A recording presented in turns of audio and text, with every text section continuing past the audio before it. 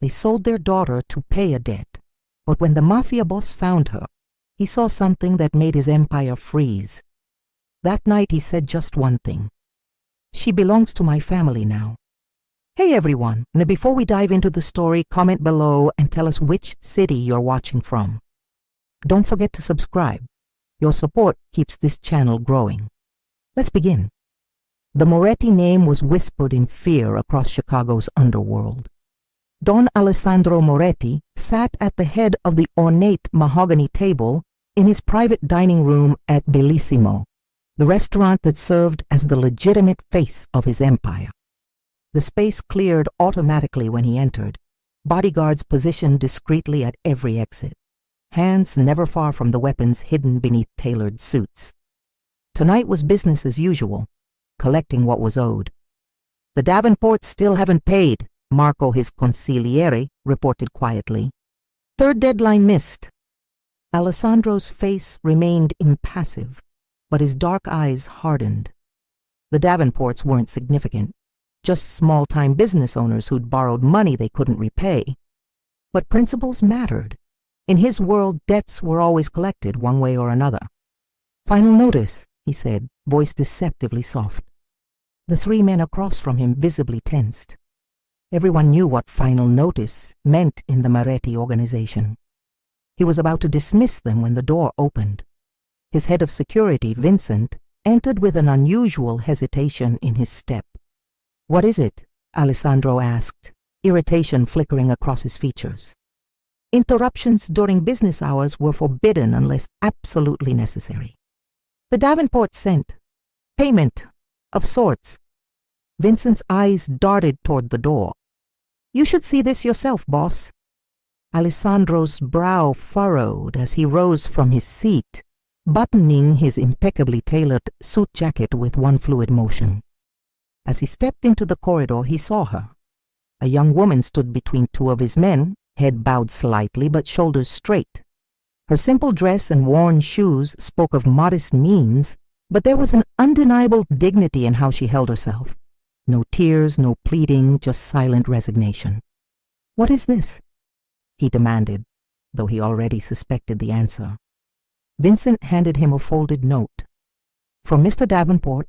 Says this is their daughter. Says she's payment for their debt." Alessandro's jaw tightened, disgust coursing through him. In all his years building his empire, there were lines even he wouldn't cross. Trafficking wasn't part of his business, and he held a special contempt for those who traded in human lives. The young woman finally looked up, meeting his gaze directly. Her eyes, a startling clear blue, didn't show fear, only a quiet defiance that caught him off guard. Something about that look, about the dignity she maintained despite her circumstances, made everything around them fade momentarily. "What's your name?" he asked, his voice gentler than intended. "Eliza," she answered, her voice surprisingly steady. "Eliza Davenport. Did you agree to this arrangement?" A flicker of bitter humor crossed her face. "I wasn't consulted." Her directness surprised him. Most people cowered in his presence, stammering apologies or pleading for mercy. This woman, barely more than a girl really, seemed beyond fear. "How old are you?" 23. Alessandro turned to Vincent, speaking in rapid Italian that he assumed she wouldn't understand. "Find the Davenports. Bring them to me. Tonight." To his surprise, Eliza responded in perfect Italian. "They won't come willingly. They're probably halfway to Canada by now." He turned back to her, reassessing. "You speak Italian." "My grandmother was from Sicily. I spent summers with her until she passed." Marco appeared at his shoulder, voice low. "Boss, what do you want us to do with her?" It was a valid question. The debt was substantial, and his reputation demanded consequences for those who failed to honor their obligations. Yet the woman before him wasn't responsible for her parents' actions or cowardice. "Take her to the office," he instructed. "Get her something to eat, and put every resource on finding the Davenports." As they led her away, Alessandro noticed something that stopped him cold. Her eyes, there was no pleading, No desperate gratitude at being treated with basic decency. Instead, they held something he rarely encountered: judgment.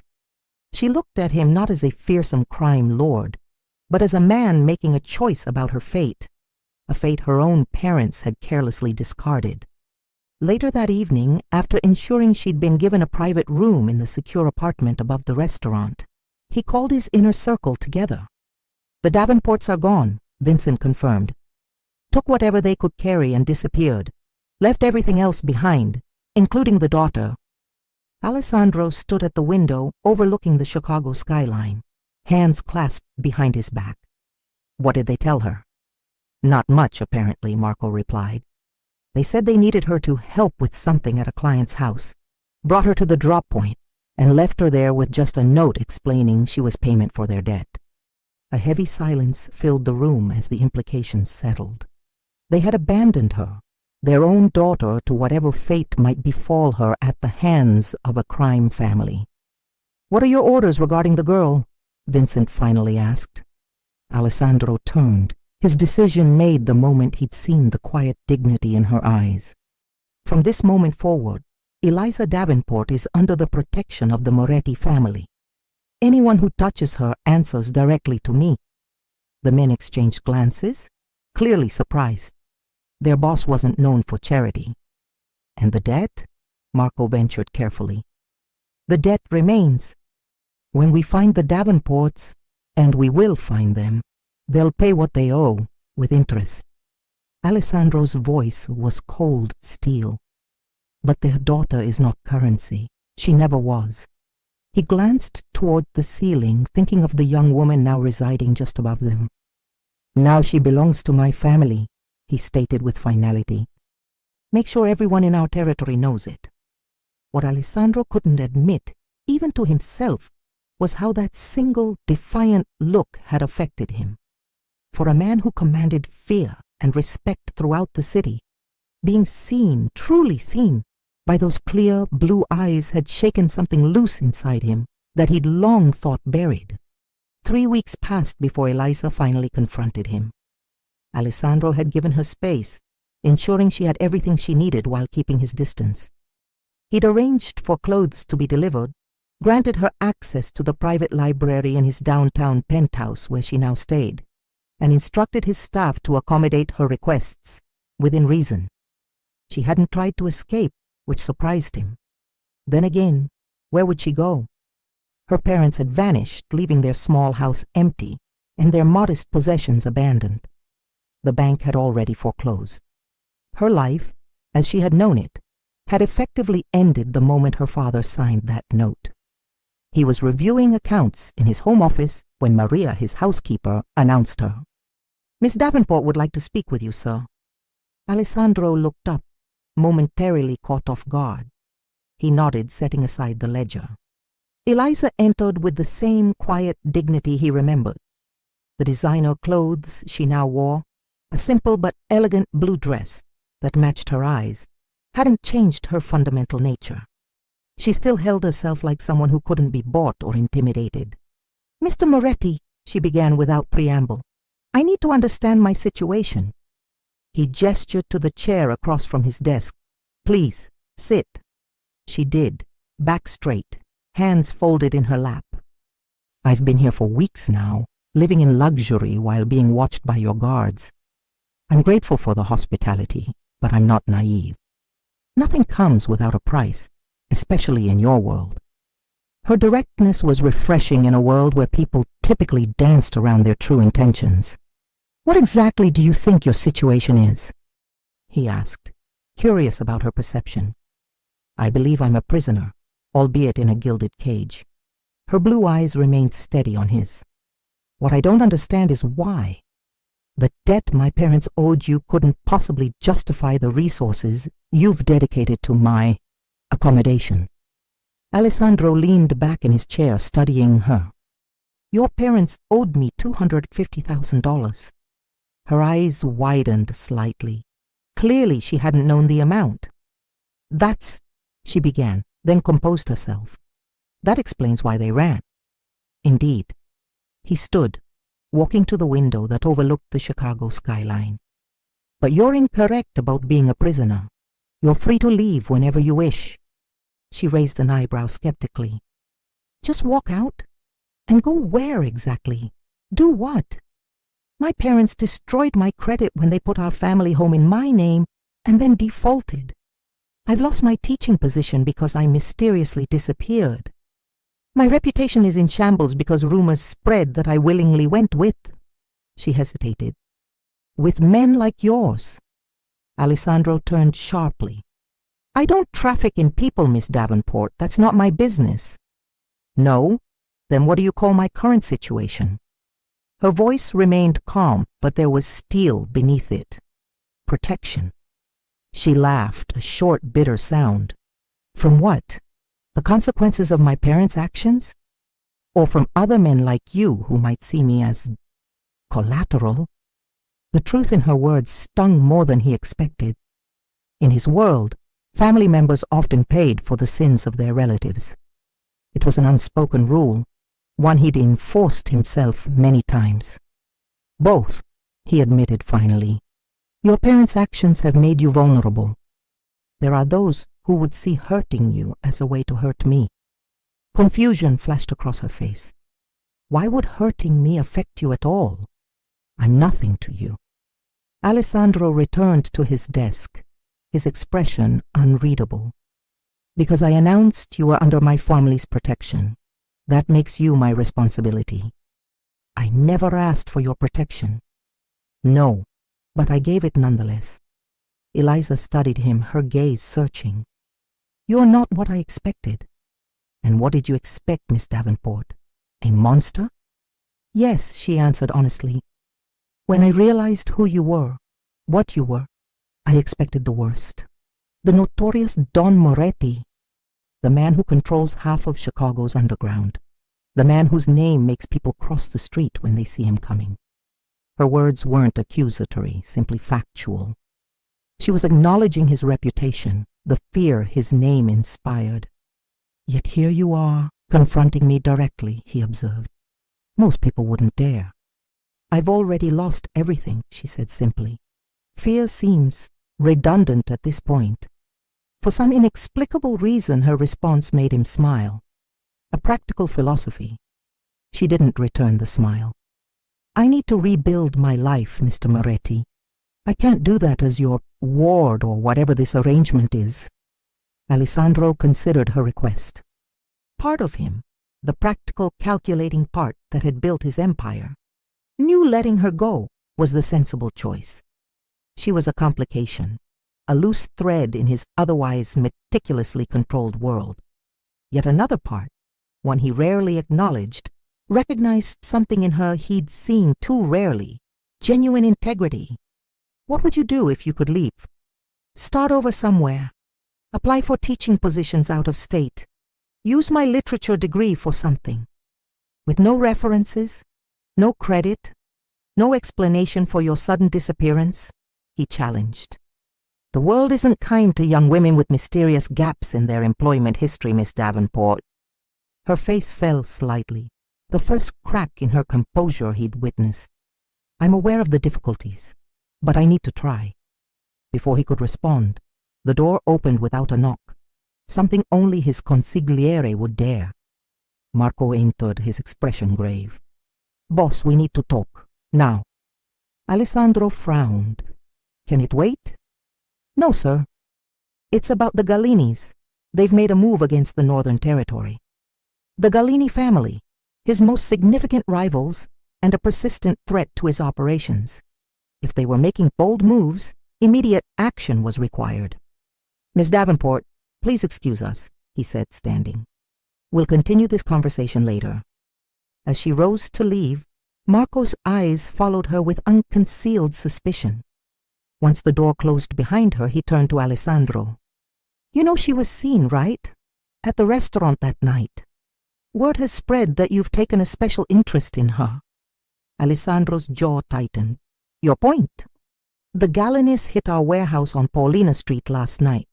3 men hospitalized. They left a message." Marco hesitated. "They said next time they'll take something you care about. I have many investments they could target." They weren't talking about property, boss. Marco's voice lowered. They're watching the girl, testing if the rumors are true, that the great Alessandro Moretti has finally found a weakness. Alessandro's expression darkened dangerously. Ensure Miss Davenport doesn't leave the building without a full security detail. Double the guards on all entrances. Already done. Marco hesitated. There's something else you should know. We finally tracked down some information on her. What kind of information? She wasn't just a teacher. She was pursuing a doctorate in Italian literature, specializing in Dante. Full scholarship at Northwestern. Top of her class until she had to drop out to help with her family's mounting debts. Alessandro absorbed this information, pieces clicking into place. Her perfect Italian, her composure and intelligence, the way she carried herself. Her parents destroyed more than just her credit, he murmured. There's one more thing, Marco added. We found out why the Davenports borrowed the money in the first place.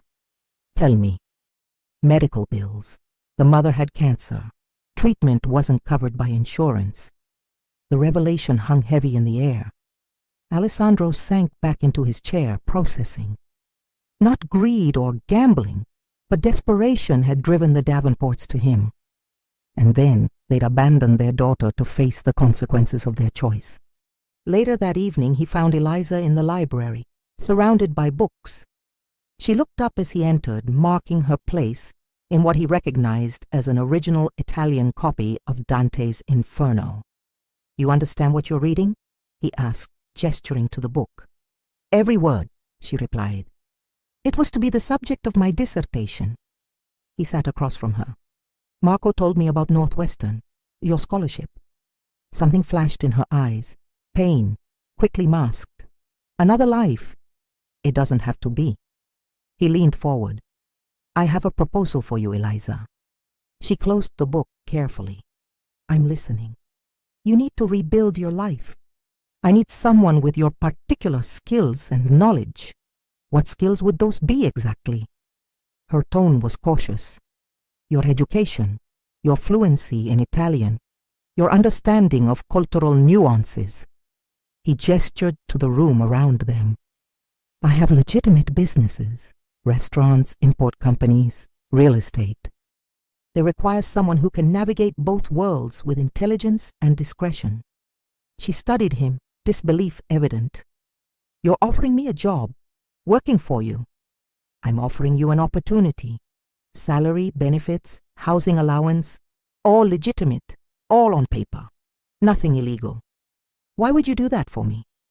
Alessandro considered his answer carefully.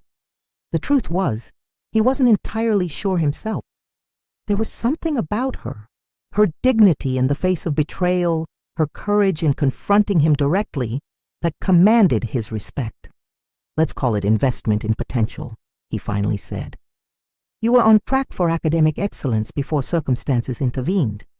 I'd be a poor businessman if I didn't recognize value when I see it. Eliza's expression remained skeptical. And if I refuse? Then, as I said before, you're free to leave. I'll provide you with enough funds to start over somewhere new. But the protection ends when you walk out that door. She was silent for a long moment, weighing his words and what remained unspoken between them. If I accept, she finally said, I want one condition. Name it. I want to finish my doctorate, classes, research, everything. Of all the requests she could have made, this surprised him most. Not money, not freedom, but education. Agreed, he said without hesitation. Northwestern will welcome you back with the right. Encouragement. She winced slightly at the implication, but nodded. Then I accept, Mr. Moretti. Alessandro, he corrected. If you're to work closely with me, formality seems unnecessary. Alessandro, she repeated, testing the name. Something shifted in the air between them. A boundary crossed, an intimacy acknowledged. The moment was broken by a sudden commotion outside. Shouting, then the distinctive sound of his security team mobilizing. Alessandro was on his feet instantly, moving protectively toward Eliza, even as the door burst open. Vincent appeared, face tense. "Boss, we've got a situation. The building's perimeter has been breached. Galini's men." Alessandro turned to Eliza, whose face had gone pale. "Stay here. Don't open the door for anyone but me or Vincent." As he turned to leave, her voice stopped him. "This is because of me, isn't it? They're here because of me." He didn't insult her intelligence with a denial. "They're here because they're testing boundaries. Testing me." "And what will you do to them?" she asked, her voice steady despite her evident fear. Alessandro's expression hardened into something cold and unfamiliar, a reminder of exactly who and what he was. "What's necessary?" As the door closed behind him, Eliza stood alone in the library, surrounded by leather-bound wisdom that offered no guidance for her current reality. In less than a month, she had gone from being an academic with promising prospects to becoming entangled with one of Chicago's most powerful crime families. And the most terrifying realization wasn't the danger outside the door. It was the undeniable fact that despite knowing exactly what Alessandro Moretti was, she had begun to see the man beneath the fearsome title. "You shouldn't be here." Alessandro's voice startled Eliza as she stood on the private balcony of his penthouse, gazing out at the Chicago skyline. It was past midnight, 3 days after the Galini attack had been repelled.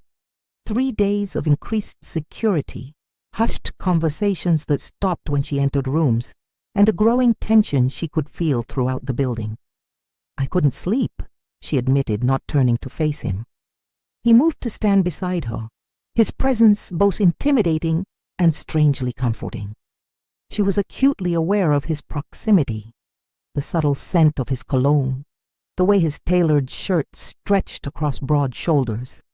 Even at this late hour he looked impeccable, though he'd removed his tie and unbuttoned his collar. "The balcony isn't secure," he said quietly. "After what happened?" "I know. Your men made that very clear."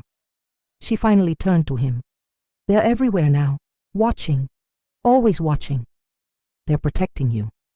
"They're protecting your investment," she countered, unable to keep the bitterness from her voice. Alessandro's expression tightened. "Is that what you think you are? An investment?" The question hung between them, loaded with implications neither seemed ready to acknowledge. In the 3 months since she'd accepted his offer, their relationship had evolved into something undefined, yet undeniably powerful. She worked closely with him now, managing communications for his legitimate businesses, attending meetings as his cultural consultant, using her academic knowledge to help bridge worlds. Yet they both knew her role had become something more than professional. The way his eyes followed her when he thought she wouldn't notice. The way she found herself lingering in rooms where he was present. The tension that crackled between them whenever they were alone, like now. "I don't know what I am anymore," she admitted, turning back to the view. "I'm not a prisoner. Not exactly an employee. Not family, despite what you tell everyone." He was quiet for a long moment. "You've become important to the organization." "To the organization," she repeated. "Not to you?" The words escaped before she could stop them. She felt him stiffen beside her. "Eliza." "I'm sorry," she interrupted quickly. "That was inappropriate." "No." His voice was softer than she'd ever heard it. "It was an honest question. One I've been asking myself as well." She turned to face him fully, surprised by his candor. In the moonlight, his features seemed less severe, the perpetual mask of control momentarily lowered to reveal something raw and honest beneath. "And what answer did you find?" she asked, heart suddenly racing. Instead of responding, he reached out slowly, giving her every opportunity to pull away as his hand came to rest against her cheek. The touch was gentle, at odds with everything she knew about this man who commanded fear throughout the city. "I've built my life on control," he said quietly. "Every decision calculated, every risk measured, every weakness eliminated." His thumb brushed lightly across her cheekbone, sending an involuntary shiver through her. And then you arrived. The one variable I couldn't quantify. Eliza closed her eyes briefly, torn between leaning into his touch and maintaining the barriers that reason demanded. "This is dangerous," she whispered. "Everything in my world is dangerous, Eliza. Not like this." She opened her eyes, meeting his gaze directly. "Your men talk. I hear things. The Galinis are watching me because they think I'm your weakness. They attacked because of me." Alessandro's jaw tightened. "They attacked because they're testing boundaries. It's what rivals do." "And am I?" She pressed, needing to hear him say it. "Am I your weakness?" The question seemed to hit him like a physical blow. His hand dropped from her face as he stepped back, the familiar mask of control sliding back into place. "You should get some rest," he said, voice once again the controlled dawn she had come to know. "Tomorrow will be a busy day. The university board is meeting to discuss your readmission." The abrupt shift stung more than it should have.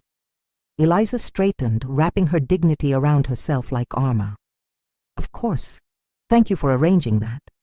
She moved to step past him, but his hand caught her arm gently. "Eliza." He hesitated, something vulnerable flickering in his dark eyes. "The answer to your question, it terrifies me." The admission, so honest, so unlike his usual calculated responses, left her breathless. Before she could respond, a discreet knock came at the balcony door. Marco appeared, his expression apologetic but urgent. "Boss, sorry to interrupt. The shipment from Naples has a problem. We need your decision." Alessandro nodded, releasing her arm reluctantly. "We'll continue this conversation another time." As she watched him leave, Eliza knew that what remained unspoken between them couldn't stay that way forever. The line they were approaching, perhaps had already crossed, would change everything. The university board approved her readmission with suspicious speed and enthusiasm. Her scholarship was not only reinstated, but enhanced to cover living expenses. No one mentioned how this miracle had occurred, though Eliza could guess. Alessandro's influence extended far beyond the criminal underworld of Chicago. Her first day back on campus felt surreal after everything that had happened. Northwestern's Gothic architecture and tree-lined paths seemed to belong to another lifetime, one where her greatest concerns had been dissertation deadlines and teaching assignments. Now she noticed the black SUV that followed discreetly as she walked between buildings. The men in suits who maintained a respectful distance but never let her out of their sight. Alessandro had insisted on security, and she hadn't argued. The threat from the Galini family was too real to ignore. As she left her final class of the day, Professor Daniels, her thesis advisor, called her name. "Eliza, a moment, please." She turned, smiling at the older man who had been her mentor since undergraduate days. "Professor, it's good to see you." He glanced nervously at the security detail waiting near the door. "Could we speak privately in my office?" Once inside, with the door closed, his demeanor changed. The warm academic facade fell away, replaced by genuine concern. "Eliza, what have you gotten yourself into?" he asked, voice low and urgent. "I don't understand." "The board meeting," he interrupted. The chairman received a call from someone representing Moretti Enterprises. Suddenly, every obstacle to your readmission vanished. He leaned forward. "I've lived in Chicago my entire life, Eliza. I know who the Morettis are." She felt cold dread settle in her stomach. "It's not what you think." "Isn't it? The security detail? The sudden influence? The way you disappeared for months with no explanation?" He removed his glasses, rubbing his eyes tiredly. "You were my most promising student. Whatever they have on you, whatever they are forcing you to do, there are resources, people who can help." His assumption that she must be coerced or blackmailed should have reassured her. It would have been simpler to let him believe she was a victim. But the truth was far more complicated, and in many ways, more damning. "No one is forcing me, Professor," she said quietly. "I made a choice." He stared at her in disbelief. a choice to associate with organized crime, a choice to rebuild my life on the only terms available to me. She met his gaze steadily. Alessandro Moretti offered me an opportunity when everyone else had written me off. Alessandro, he repeated, catching her use of the first name. My God, Eliza, do you even realize how deep you're in? Before she could respond, a knock came at the office door. It opened without waiting for an answer, revealing Vincent, Alessandro's head of security. Miss Davenport, it's time to go. Professor Daniels stood, outrage overcoming his fear. You can't just barge into my office. It's all right, Eliza interjected, gathering her books. I need to leave anyway. As she followed Vincent out, her mentor's parting words cut deeper than he could know. Your parents sold your future once, Eliza. Don't make the same mistake yourself. The Bellissimo restaurant was closed for a private event that evening, a fundraiser for the city's children's hospital. It was one of Alessandro's legitimate operations, a 5-star establishment that had earned critical acclaim independently of its owner's other enterprises. Eliza watched from the mezzanine as Alessandro moved through the crowd of Chicago's elite, politicians, business leaders, old money families, all seemingly oblivious or willfully blind to the true source of their host's wealth and power. He was charming, sophisticated, every inch the successful businessman in his tailored tuxedo. Quite the performance, isn't it? She turned to find Marco beside her, his usual wariness tempered by something like resigned amusement. They all know, she said. They must. They suspect, he corrected, but they don't want to know for certain. That would require action, responsibility. It's more convenient to accept the generous donations and look the other way. Eliza watched as a prominent judge laughed at something Alessandro said. Is that what I'm doing too? Looking the other way? Marco studied her thoughtfully. I've worked for Don Moretti for 15 years. In that time, I've seen many women come and go from his life. Models, actresses, daughters of business associates, beautiful ornaments suitable for his position. She stiffened at the implication. I'm his employee. We both know you're more than that. Marco's tone wasn't accusatory, merely factual. What makes you different is that you see him clearly, both the man and the monster, and you're still here. Before she could respond, Alessandro looked up, his eyes finding hers across the crowded room. Even at a distance, the connection was immediate and powerful. He excused himself from his conversation and made his way towards the stairs. Marco stepped back respectfully as Alessandro approached. Boss, everything secure? Alessandro asked, though his eyes remained on Eliza. Yes, sir.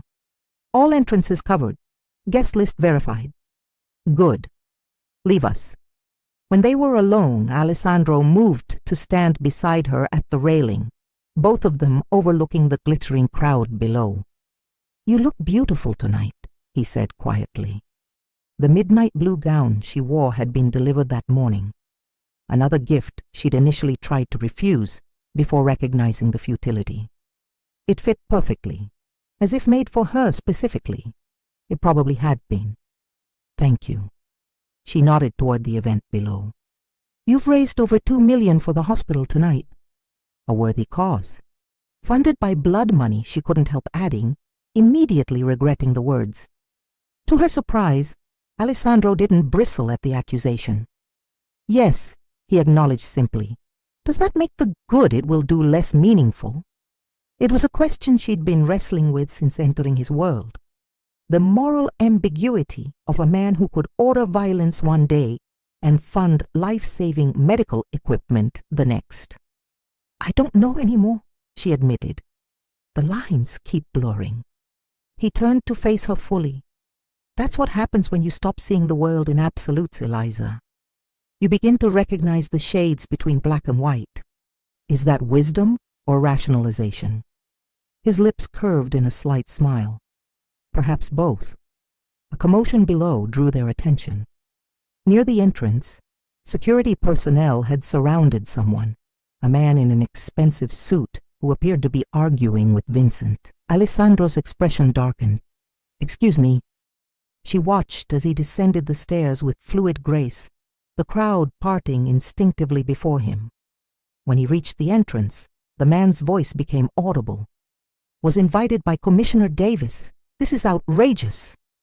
Alessandro spoke quietly to Vincent, then turned to the unwelcome guest.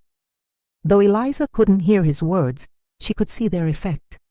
The man's face paled, his belligerent posture crumbling into something like fear. With a final nod, Alessandro watched as security escorted him out. When he returned to her side, his face was once again the perfect host's mask. "Problem solved?" she asked. "Carlo Gallini's nephew," he explained, voice low. "He wasn't on the guest list." Eliza felt a chill run through her. "He came to provoke you in public." "Yes." "What did you say to him?" Alessandro's eyes hardened momentarily. "I reminded him that certain boundaries are fatal to cross." The casual reference to violence, implied but unmistakable, should have repulsed her. Instead, she felt a complex mixture of fear and something dangerously like attraction. This duality, the civilized businessman and the ruthless Don, was what made him so compelling and so dangerous. "You should return to the penthouse," he said, checking his watch. "It's getting late, and you have an early class tomorrow." She recognized the dismissal for what it was, his way of keeping her separate from the darker aspects of his world. Yet tonight, something rebellious stirred within her. "Dance with me first," she said, surprising them both. Alessandro raised an eyebrow. "Here? Now?" "Yes." She held his gaze, challenging him. "Unless you're concerned about what your guests might think." A slow smile spread across his face, genuine, unguarded. "I've never particularly cared what others think." He offered his hand, and she took it, allowing him to lead her down to the main floor where other couples moved to the music of the string quartet. As his arm encircled her waist, drawing her closer than strictly necessary, Eliza was acutely aware of the eyes upon them, the message this public display would send. "People will talk," she murmured as they began to move in perfect sync. "Let them." His hand at the small of her back was warm and firm, guiding her with practiced ease. "The Gallinis will hear about this. They already believe what they want to believe." His dark eyes held hers intently. "The question is, what do you believe, Eliza?" She knew he wasn't asking about the Gallinis anymore. This was about them, the undeniable pull between them growing stronger with each passing day. "I believe I'm dancing with fire," she admitted softly.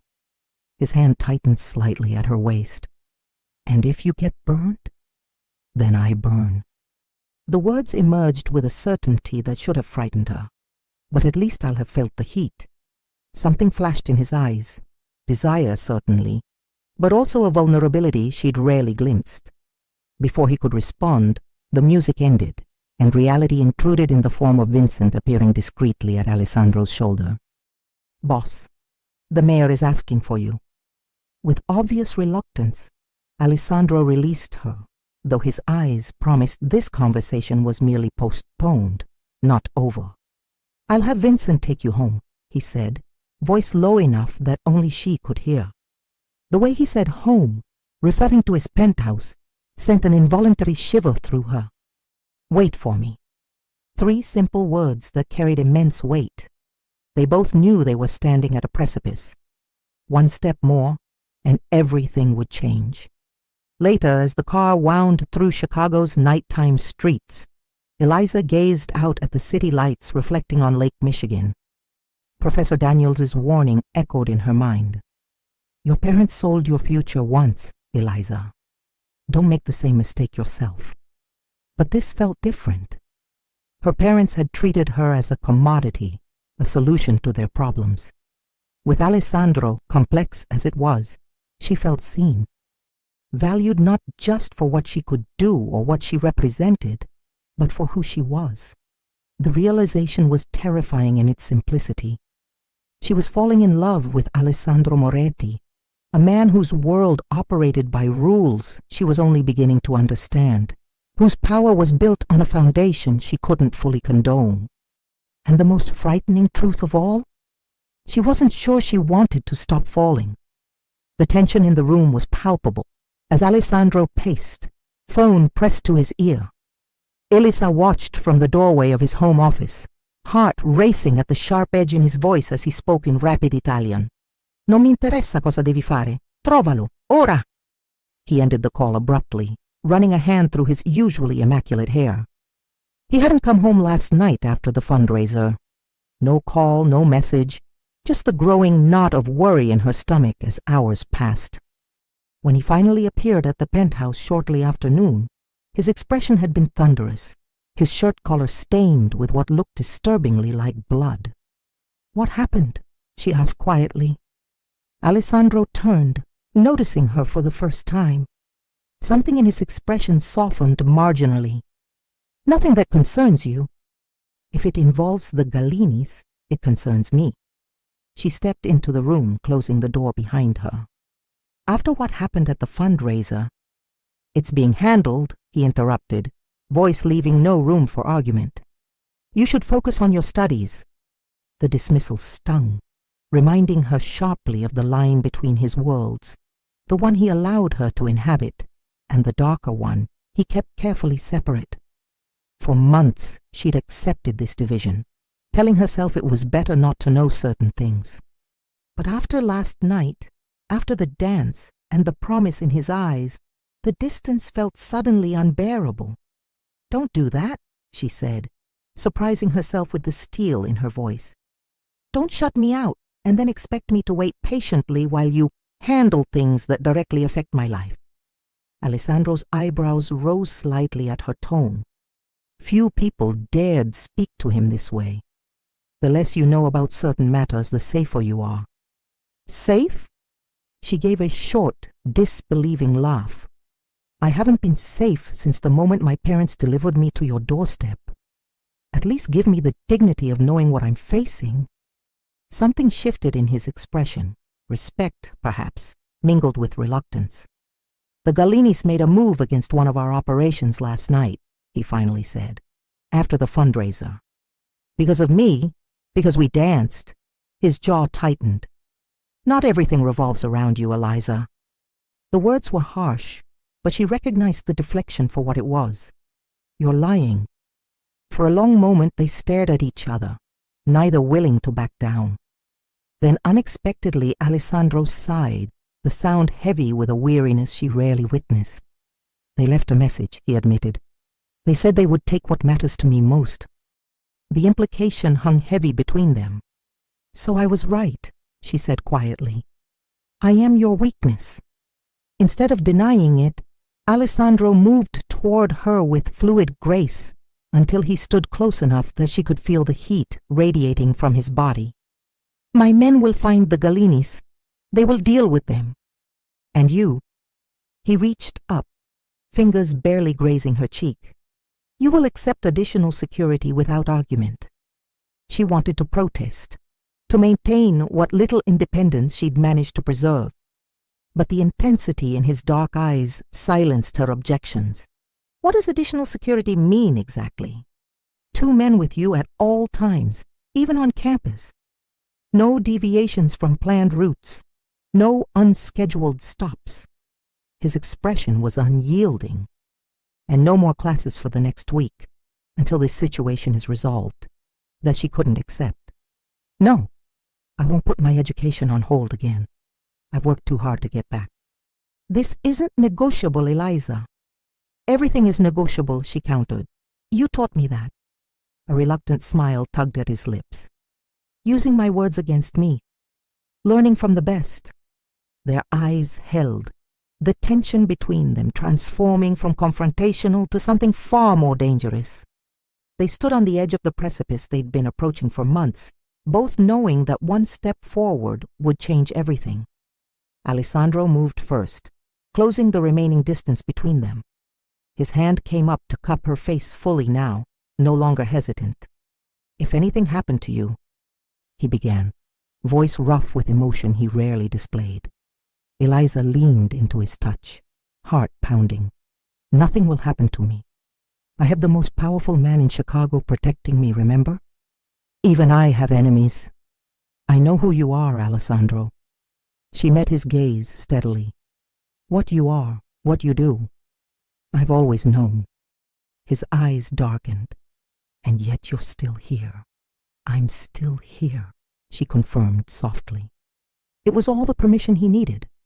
His lips found hers with restrained hunger, the kiss both gentle and demanding. Elisa responded immediately, months of suppressed desire flooding through her as her arms wrapped around his neck, pulling him closer.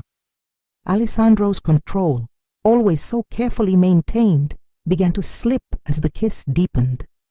His hands slid down to her waist, lifting her easily onto his desk, papers scattering unnoticed to the floor.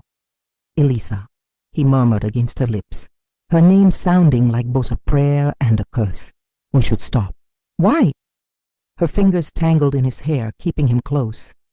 Because once we cross this line, there's no going back. His forehead rested against hers, breath coming faster. You deserve better than this. Better than me. She pulled back slightly, forcing him to meet her gaze. I deserve to make my own choices, and I choose this. I choose you. Something fierce and possessive flashed in his eyes at her words. His next kiss was harder, more demanding, as if he'd finally let go of the restraint he'd imposed on himself for so long. They were so lost in each other that they almost missed the urgent knock at the door. Almost. Alessandro pulled away reluctantly, cursing under his breath in Italian as he straightened his shirt. Enter, he called, voice impressively steady. Vincent stepped in, taking in the scene with a carefully blank expression. Boss, sorry to interrupt, but we've located them. The Gallini brothers are at the warehouse on Canal Street. The transformation was immediate. The passionate man of moments ago vanished, replaced by the cold, calculating Don. Prepare the cars. I want 6 men heavily armed. Alarm shot through Eliza as she slid off the desk. Alessandro! Not now. His tone brooked no argument as he moved to the safe hidden behind a painting, extracting a handgun that he tucked into his shoulder holster. You're going personally? She asked, unable to keep the fear from her voice. Some messages need to be delivered face to face. He shrugged into his suit jacket, once again the impeccable Don Moretti, except for the dangerous glint in his eyes. Vincent nodded to another guard who had appeared in the doorway. Miss Davenport will remain here with Franco and Dominic.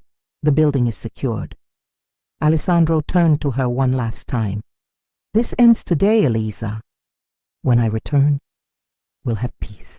The unspoken promise in his words, both about the Gallinis and about them, hung in the air as he strode out, Vincent at his heels. The heavy penthouse door closed with a final sounding click, leaving her alone with Franco, a mountain of a man who maintained a respectful distance near the entrance. Hours passed like days. Eliza tried to read, tried to work on her dissertation but couldn't focus. Images kept intruding. Alessandro confronting his enemies, violence erupting, blood spilling.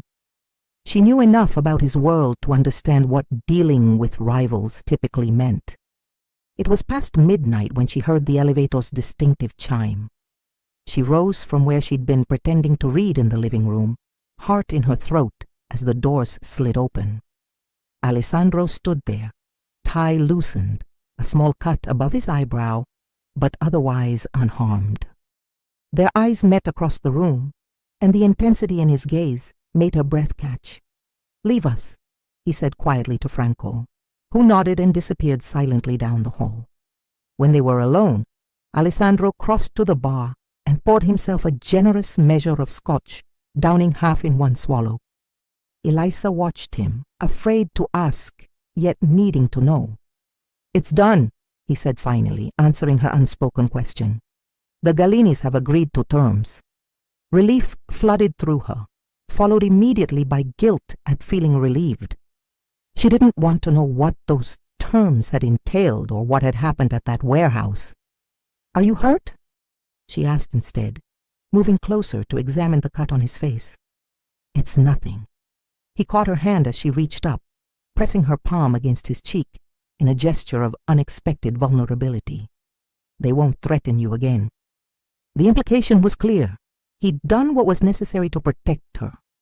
The weight of that responsibility, of being the reason he'd risked himself, settled heavily on her shoulders. "I never asked for this," she whispered. "For you to fight for me." "You never had to ask." His voice was rough with emotion as he set his glass down, both hands now framing her face. "From the moment you looked at me with those defiant eyes, refusing to be broken by what your parents had done, you never had to ask for anything." His admission, so honest, so raw, broke something open inside her. The careful walls she'd built, the rational arguments she'd made to herself about keeping emotional distance, crumbled as he pulled her closer. This time, when they kissed, there was no interruption, no hesitation. Just the inevitable collision of two people who had been orbiting each other for months, finally giving in to gravity's irresistible pull. Later, tangled in the sheets of his massive bed, Eliza traced the scars that mapped the violence of his past across his body. Each mark told a story he wouldn't share, each a reminder of the world he inhabited, a world that now, for better or worse, was also hers. "What happens now?" she asked, voice soft in the darkness. Alessandro's fingers traced idle patterns along her bare shoulder. "Now you finish your doctorate, now we build something together." "In your world?"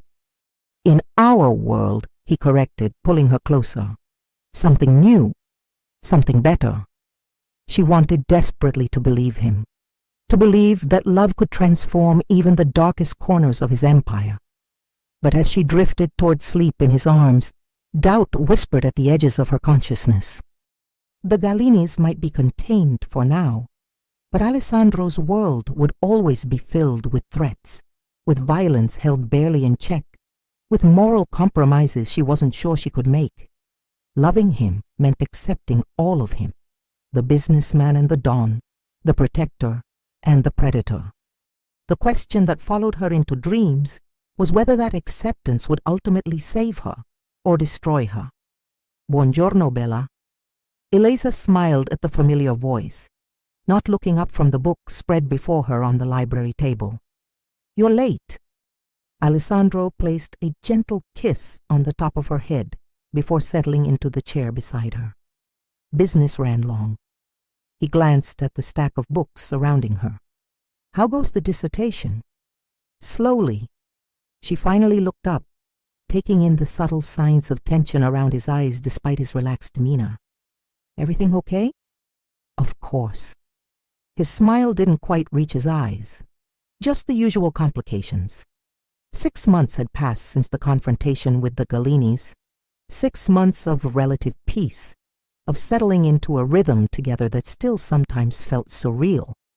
By day, Eliza attended classes and research seminars at Northwestern, protected always by Alessandro's men, maintaining a discreet distance. By night, she shared his bed, and increasingly aspects of his business that he'd once kept separate from her.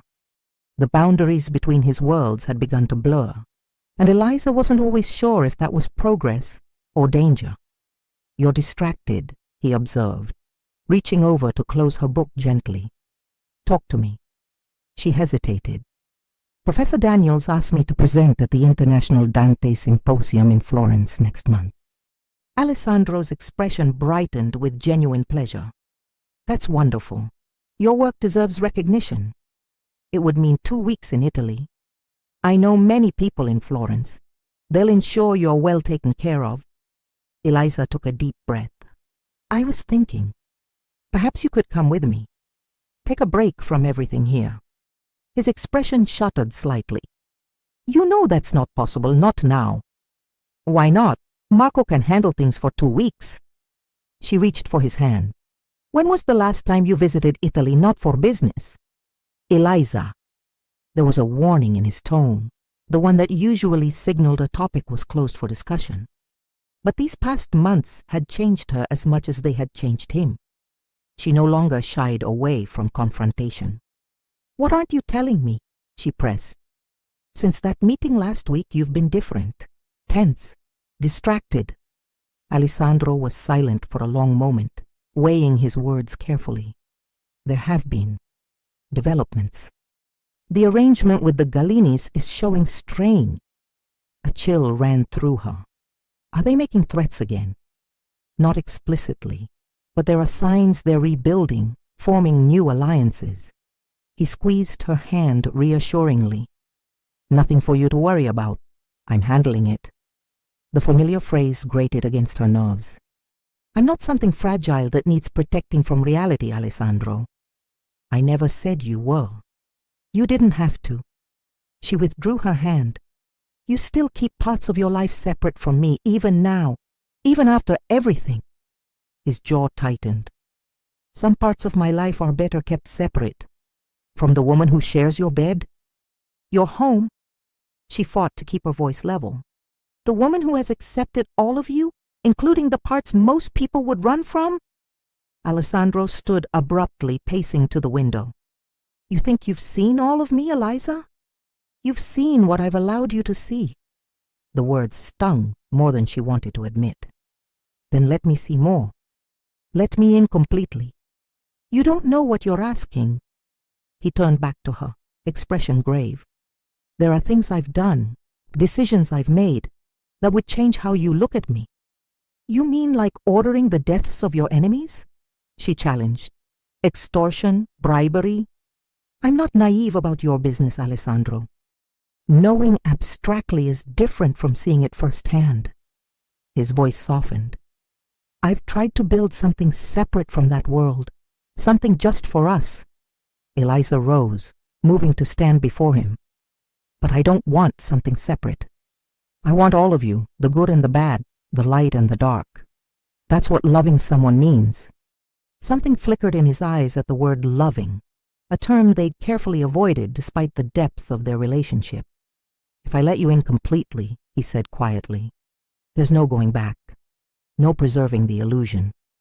I've never wanted illusions." She reached up to touch his face. "Just truth, even when it's difficult." Alessandro caught her hand, pressing a kiss to her palm. "Come with me tonight, then. There's a meeting you should attend." The warehouse on the south side looked abandoned from the outside, its weathered exterior betraying nothing of the activity within. Eliza sat beside Alessandro in the back of his black Bentley as they pulled into the loading area, surrounded by similarly luxurious vehicles. "Who will be there?" she asked, adjusting the elegant black dress he'd requested she wear. "The heads of the other families, representatives from New York and Detroit." He straightened his already perfect tie. "This is a summit of sorts." Her heartbeat quickened. "Because of the Gallinis?" "Among other matters." He turned to her, expression serious. "Stay close to me. Speak only if spoken to directly. These men respect strength and tradition, and many still believe women have no place in these discussions." "Then why bring me?" Alessandro's lips curved in a slight smile. "Because you asked to see all of me, and because it's time they understand who stands beside me." The significance of his statement wasn't lost on her.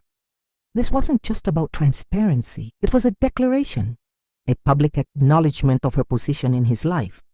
The meeting space inside the warehouse was surprising. A luxuriously appointed conference room with heavy wooden tables, arranged in a square. Men in expensive suits stood in small groups, conversations halting as Alessandro entered with Eliza on his arm. The weight of their stares, curious, evaluating, some openly disapproving, settled on her like a physical presence. Moretti, a heavy-set man with silver hair, acknowledged, stepping forward. "We were beginning to think you wouldn't join us." "Salvatore?" Alessandro shook his hand firmly. "I believe you know Miss Davenport." The older man's eyebrows rose as he assessed Eliza with unconcealed surprise. "I wasn't aware this meeting included companions." "Miss Davenport isn't a companion," Alessandro corrected smoothly. "She's my partner. In all things." The statement sent a ripple through the room. Eliza felt the scrutiny intensify as men exchanged glances, some disapproving, others calculating. Unusual, Salvatore commented, though his tone remained carefully neutral. But then, you've always done things your own way, Alessandro. As they took their seats, Eliza maintained the composed dignity that had first caught Alessandro's attention all those months ago. She might be an outsider in this world, but she refused to be intimidated by it.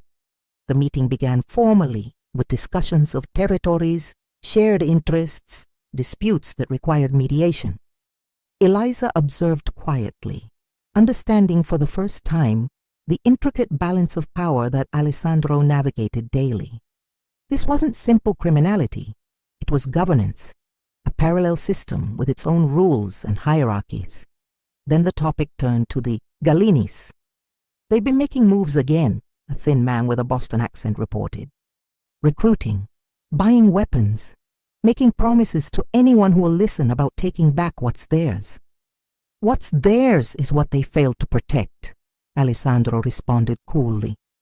We settled this matter 6 months ago. Did we? Another man joined in, his tone skeptical. Or did you offer terms that were too generous because of personal considerations? His gaze flickered meaningfully toward Eliza. She felt Alessandro tense beside her, though his expression remained impassive.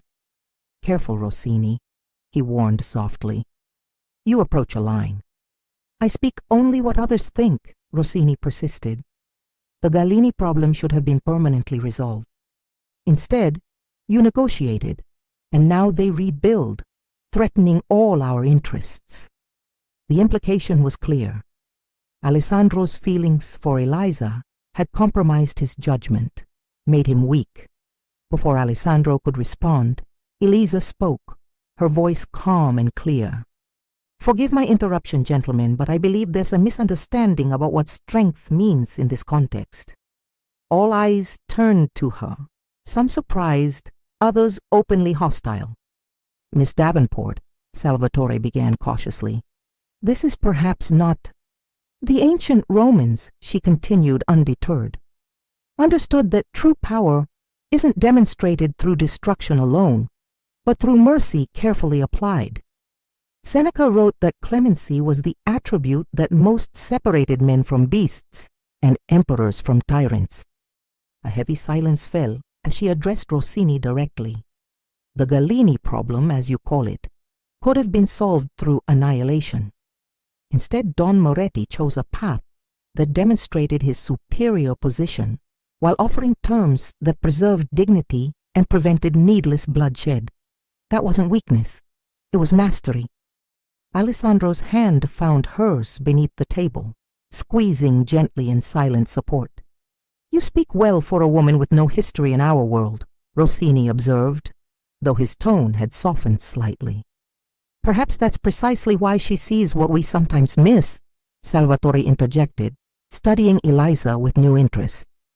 The perspective of an outsider has value. The tension in the room gradually eased as the conversation shifted to other matters. Throughout the remainder of the meeting, Eliza felt Alessandro's pride radiating beside her, though his exterior remained composed and authoritative. Hours later, as they prepared to depart, Salvatore approached them privately. Alessandro, a moment. When they had stepped aside, the older man spoke quietly. Your father would be surprised by your choice, but not, I think, disappointed. She has quality. Alessandro inclined his head slightly. She does. Be careful, Salvatore warned. Rossini wasn't wrong about everything. The Gallinis see her as your weakness. They will move again. Let them try. Salvatore's expression grew grave. When they do, and they will, you must respond decisively. The others are watching, questioning. Your position cannot withstand another perceived act of mercy. The warning hung between them as they rejoined Eliza, Salvatore kissing her hand with old-world courtesy before departing.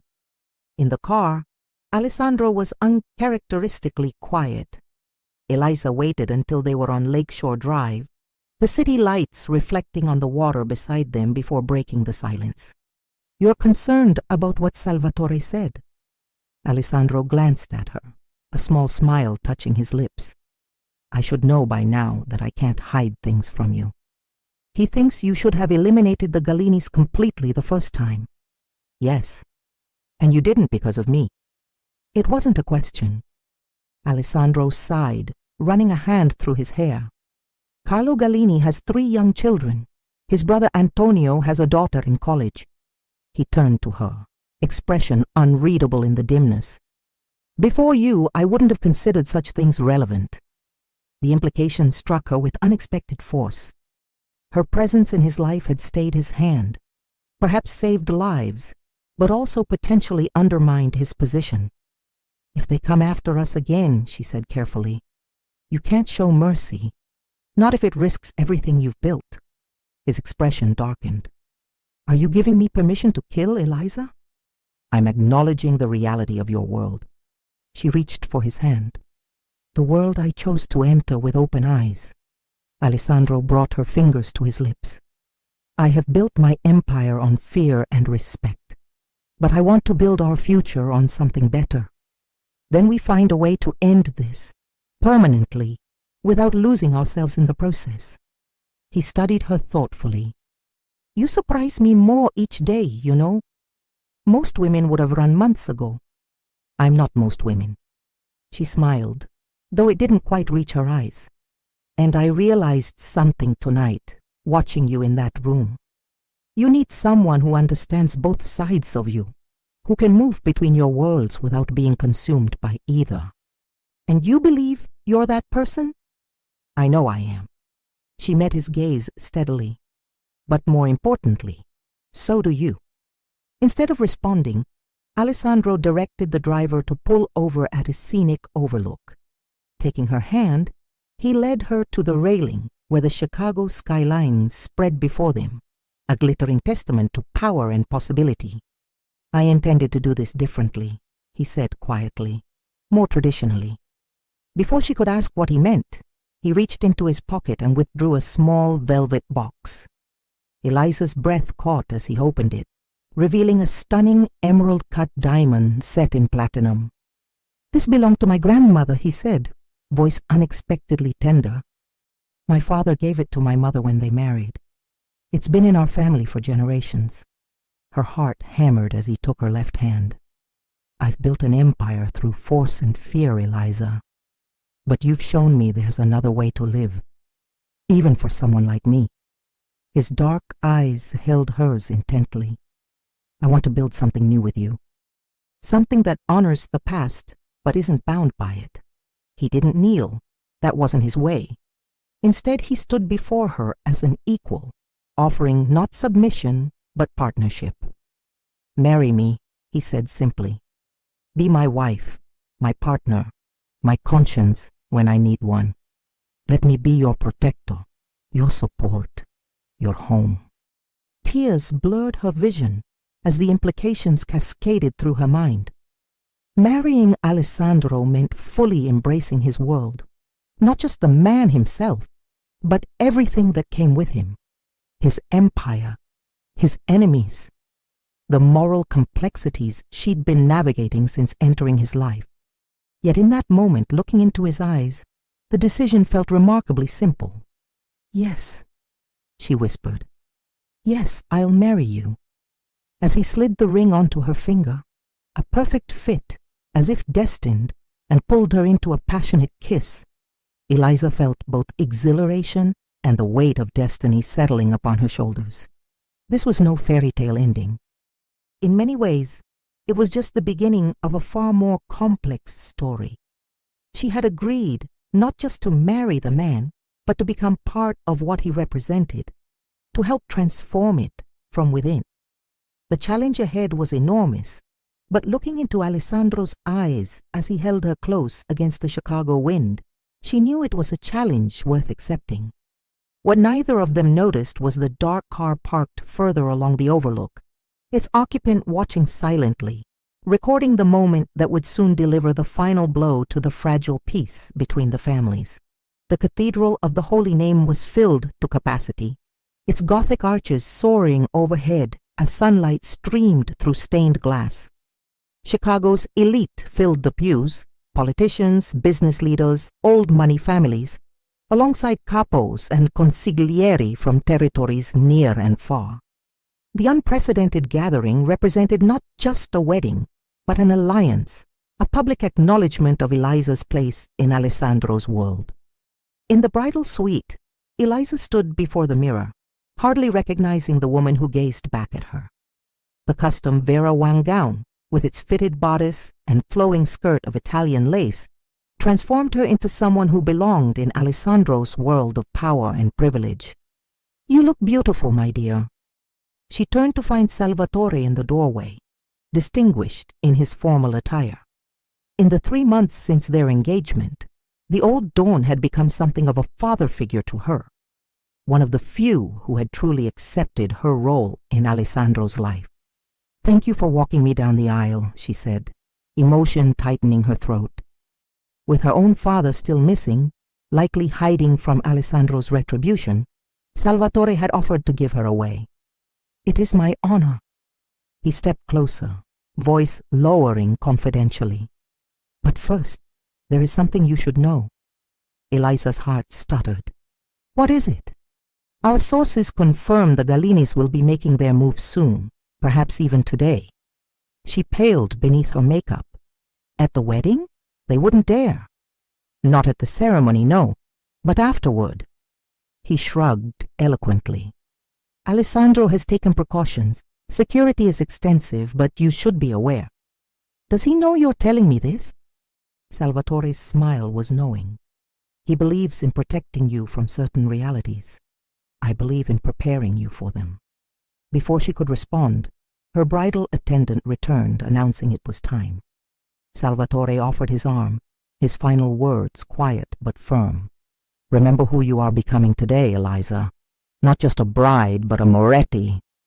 That name carries responsibilities as well as privileges. The significance of his statement settled over her as the cathedral doors opened, revealing the long aisle leading to where Alessandro waited at the altar. Their eyes met across the distance, and despite the hundreds of witnesses, the moment felt intensely private, a silent reaffirmation of the choice they were making together. As Salvatore led her forward, Eliza was acutely aware of the gazes following her progress, some admiring, others calculating, all acknowledging the transformation taking place. The teacher who had once been traded as payment for a debt was now walking willingly into the heart of a world built on power and shadow.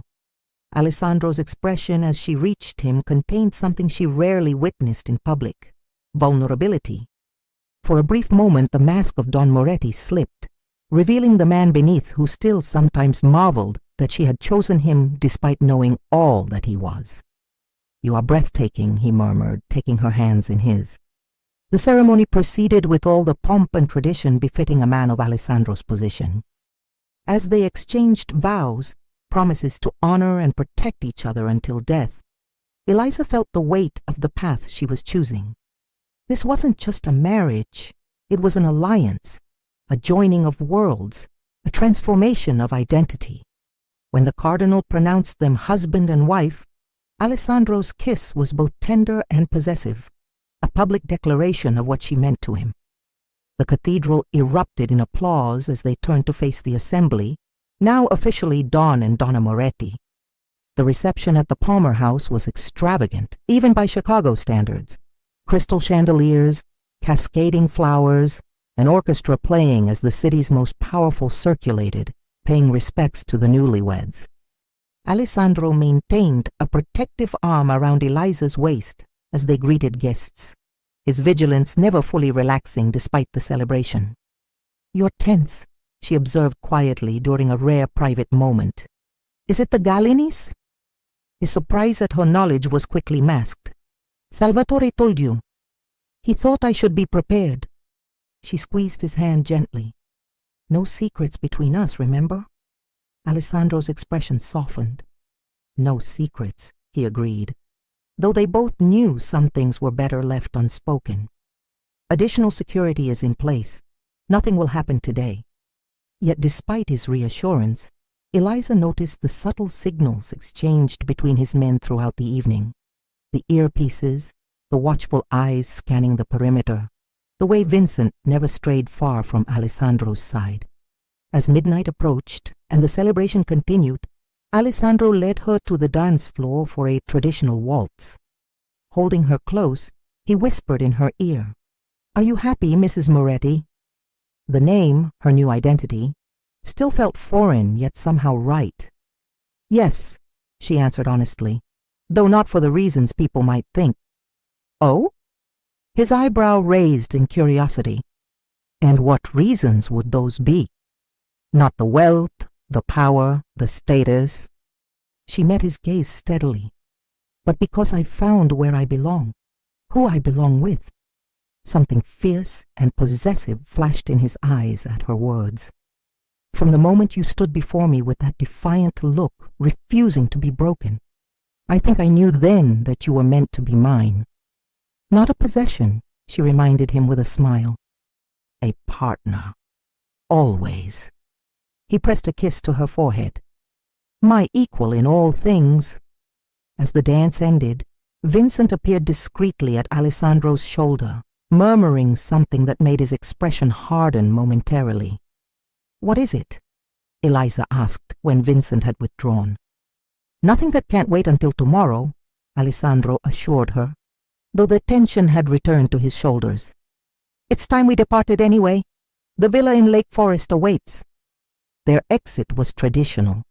A shower of rose petals, well wishes from guests, the gleaming Bentley waiting to whisk them away. As they settled into the back seat, Eliza noticed the 2 security vehicles that would escort them. Unusual even by Alessandro's protective standards. They had just passed the city limits when his phone rang. The conversation was brief, conducted in rapid Italian, that even Eliza, now fluent, struggled to follow completely. When he hung up, his expression was unreadable. "Alessandro?" "Change of plans," he said, pressing the intercom to address the driver. "Take us to the airport. The jet is waiting." Alarm fluttered through her chest. "What's happening?" For a moment he seemed to debate how much to share. Then, honoring their pledge of openness, he took her hand. "The Gallinis made their move, not against us directly, but against our allies. 3 of Salvatore's warehouses were hit simultaneously. A message was left." His jaw tightened. "They demand territory, concessions, and an acknowledgement that our marriage has no legitimacy among the families." The implications struck Eliza forcefully. This wasn't just about business. It was personal. A direct challenge to her place in Alessandro's world. "Where are we going?" "Sicily." His expression softened slightly. "Our honeymoon destination just accelerated. You'll be safer there, at my family's estate, while I deal with this situation." "You mean while you go to war," she translated quietly. He didn't deny it. "This challenge cannot go unanswered, Eliza. Not this time. And if I asked you to find another way? A solution that doesn't involve bloodshed?" Alessandro studied her thoughtfully. "Is that what you're asking? Even knowing what's at stake?" Eliza considered her words carefully, understanding the crossroads they faced. This was the test, the moment that would define not just their marriage, but the future of Alessandro's empire. "I'm asking you to remember what you said tonight, that I'm your equal, your partner." She met his gaze steadily. "Let me help find a solution that preserves your position without returning to old patterns." Something shifted in his expression. Respect mingled with cautious hope. "You have 1 week, he conceded. 1 week in Sicily to convince me there's another way. After that, I do what must be done." It was more than she'd expected. A genuine opportunity to prove that the transformation they'd begun could extend beyond their personal relationship to the empire itself. 1 week, she agreed, sealing the promise with a kiss that spoke of commitment beyond words. The Moretti estate in Sicily was a revelation. A centuries-old villa perched on cliffs overlooking the Mediterranean, surrounded by olive groves and vineyards. It was here, Alessandro explained as they arrived the following afternoon, that his family had originated before establishing their American empire 3 generations ago. "This land has been in our bloodline since before the unification of Italy," he told her, as they stood on the terrace, the sea stretching endlessly before them. "My grandfather used to say our strength came from remembering our roots." Eliza understood then why he'd chosen this place for their honeymoon, and why he'd brought her here now, in their moment of crisis. This wasn't just a safe haven. It was a return to foundations, to the core principles that had built his family's power. They settled into a rhythm over the next few days. Mornings spent walking the grounds, afternoons devoted to strategy. Alessandro maintained constant communication with Chicago, receiving updates, directing operations remotely.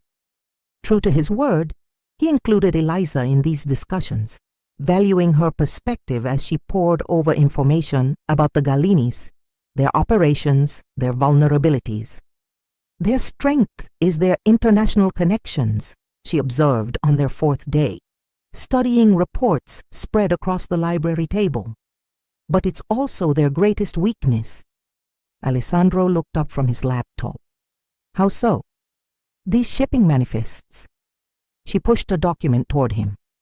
"The Gallinis are bringing in products through channels that violate international trade agreements. If the right authorities were tipped off, we'd be exposing our own operations in the process," he pointed out. "Those channels serve multiple families." Eliza smiled. "Not if the information came through legitimate sources. Your import company, Moretti International, has government contracts, correct? Established relationships with customs officials?" Understanding dawned in his eyes. A corporate whistleblower, expressing concerns about potential violations by a competitor. "Exactly. The Gallinis lose their supply chain and face federal investigation, while your operations remain untouched. No blood spilled, but their power significantly diminished." Alessandro studied her with newfound appreciation. "When did you become so strategic?" "I've been paying attention." She met his gaze steadily, learning from the best. That night, as they lay tangled in the sheets of the master suite, Alessandro traced patterns on her bare shoulder, voice thoughtful in the darkness. "My father would have eliminated the entire Gallini family without hesitation.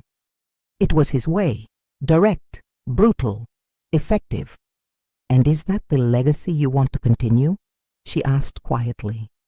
"Or do you want to build something different, something that commands respect through intelligence rather than fear alone?" He was silent for a long moment. "The old ways are predictable, reliable, but limited." She propped herself up to look into his eyes. "You've already begun transforming your legitimate businesses, modernizing, diversifying. Why not apply the same principles to all aspects of your empire?" His hand came up to cup her face gently. "Because change makes one vulnerable, shows weakness." "Or vision," she countered. "The ability to adapt when others remain stuck in outdated patterns." Something shifted in his expression, a decision forming. "Tomorrow," he said finally, "we implement your strategy, not because it's more merciful, but because it's smarter, more sustainable." The kiss she gave him held all the promise of their future, one they would forge together, balancing tradition with transformation. 1 year later, Eliza stood once again at the entrance of Bellissimo restaurant, watching as Alessandro conducted business at his regular table. So much had changed, yet so much remained the same. The Gallini threat had been neutralized, their operations crippled by federal investigations that mysteriously excluded Moretti interests. Carlo Gallini now sat across from Alessandro, not as an enemy, but as a subordinate ally, integrated into the Moretti organization under strict oversight. Her strategy had worked better than either of them had anticipated, earning Alessandro respect not just for his power, but for his intelligence and adaptability. Other families had followed his lead, diversifying into more sophisticated, less violent methods of maintaining control. And she, Dr. Eliza Moretti now, her doctorate completed, had found her place as more than just Alessandro's wife. She had become his true partner, overseeing the family's legitimate businesses while helping guide the transformation of their other interests. Alessandro looked up, catching her eye across the room. "Gay?" The smile that touched his lips was private, meant only for her, a reminder of the bond that had changed them both. As she moved toward him, hand resting lightly on her growing belly where their child, their future, developed, Eliza reflected on the strange journey that had led her here. From unwilling payment for her parents' debt to the woman who helped reshape one of Chicago's most powerful organizations. Alessandro rose as she approached, still the consummate gentleman despite the power he wielded. His hand immediately found hers, thumb brushing over her wedding ring in a gesture that had become habitual. "Gentlemen," he addressed the men at the table, "my wife has arrived, which means our business is concluded for today." No one objected, not even Carlo Gallini, who nodded respectfully to Eliza before departing with the others. When they were alone, Alessandro pulled her gently into his arms. "How are my two greatest treasures today?" he asked, hands spanning protectively over her stomach. "Active," she replied with a smile, "like his father, always making his presence known." Alessandro laughed, a sound that had once been rare but now came more frequently. "Or stubborn like his mother, refusing to be ignored." As they sat together at the table where their story had begun, Eliza marveled at how completely her life had transformed. The young woman who had once stood before Alessandro Moretti in terrified dignity would hardly recognize the person she had become, or the man he had evolved into through their union. "What are you thinking about?" he asked, noting her contemplative expression. "About choices," she answered honestly. "About how the most difficult ones sometimes lead to places we never imagined." Alessandro nodded, understanding exactly what she meant. "When your parents brought you to me that night, I thought I was simply collecting a debt." His eyes held hers intently. "I had no idea I was receiving the greatest gift of my life. We've built something remarkable together," she said, glancing around the restaurant where Chicago's elite now mingled with family associates, all under the watchful protection of the Moretti name. "We've only just begun," Alessandro corrected, bringing her hand to his lips. "The future belongs to those who can envision it differently than the past."